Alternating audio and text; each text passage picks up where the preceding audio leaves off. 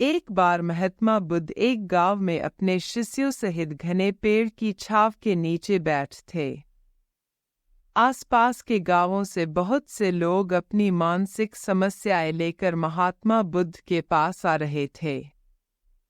महात्मा बुद्ध उन सब की मानसिक परेशानियों का समाधान देते।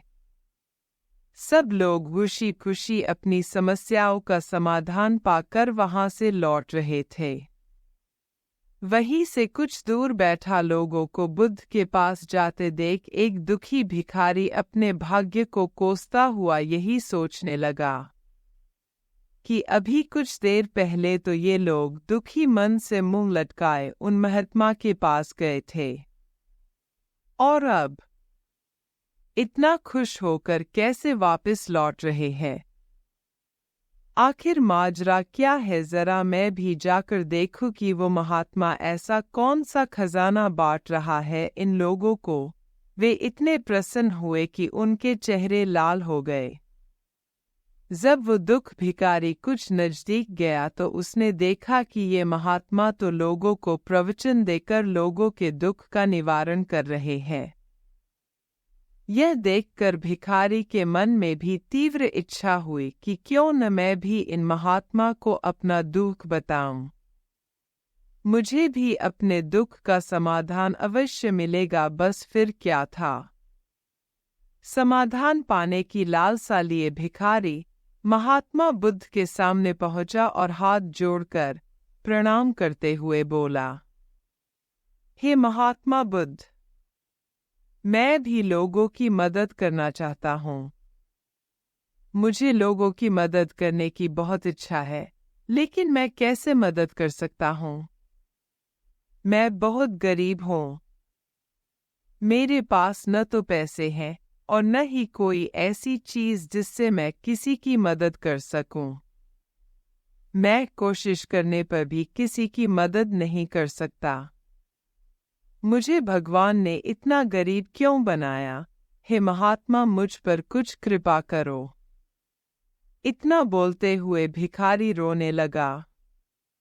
महात्मा बुद्ध बोले, आप बहुत अज्ञानी हैं, क्योंकि आप अभी तक इस भ्रम में जी रहे हो कि तुम्हारे पास कुछ नहीं, जबकि दूसरों को कुछ देने के लिए तुम्हारे पास बहुत कुछ है। तुम बिना धन और वस्तु के भी दूसरों की मदद कर सकते हो। तुम्हारे पास जुबान है जिससे तुम मीठे शब्द बोलकर किसी के दुखी चेहरे पर मुस्कान ला सकते हो। इन्हीं शब्दों की ताकत से तुम किसी के भी टूटते हौसलों को फिर से मजबूत कर सकते हो। इन शब्दों की शक्ति से आप किसी के भी मन में सकारात्मक विचारधारा के बीज बो सकते हैं और उसे गलत रास्ते पर जाने से रोक सकते हैं। तुम्हारे 2 हाथों से किसी भी कमजोर या लाचार व्यक्ति की सहायता कर सकते हो। आपके 2 आंखें किसी अंधे को रास्ता दिखा सकते हैं। तुम किसी के लिए दुआ कर सकते हो। यह हो सकता है कि उनके बुरे काम फिर से हो जाएं। आप किसी के अच्छे स्वास्थ्य की कामना कर सकते हैं, लेकिन अज्ञानतावश तुम अब तक इस बात को समझ नहीं पाए और इस भ्रम में अब तक जीते रहे कि तुम्हारे पास मदद करने के लिए कुछ नहीं। किसी की मदद करने के लिए धन और वस्तु का होना अनिवार्य नहीं है। बिना धन और वस्तु के भी हम कई प्रकार से लोगों की मदद कर सकते हैं।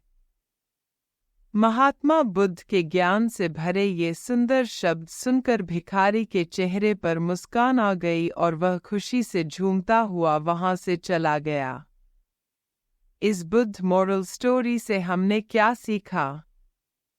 दोस्तों, महात्मा बुद्ध की इन बातों से बहुत कुछ सीखा गया। आजकल बहुत से लोग यह सोचकर दुखी होते हैं कि मेरे पास ये नहीं है, बल्कि जो आपके पास है उसी में संतुष्ट रहना सीखें और बिना मतलब के लोगों की मदद करें। इन्हीं से आपको परम सुख की प्राप्ति होगी। तो दोस्तों, यह बुद्ध मॉरल स्टोरी आपको कैसी लगी ज़रूर बताना।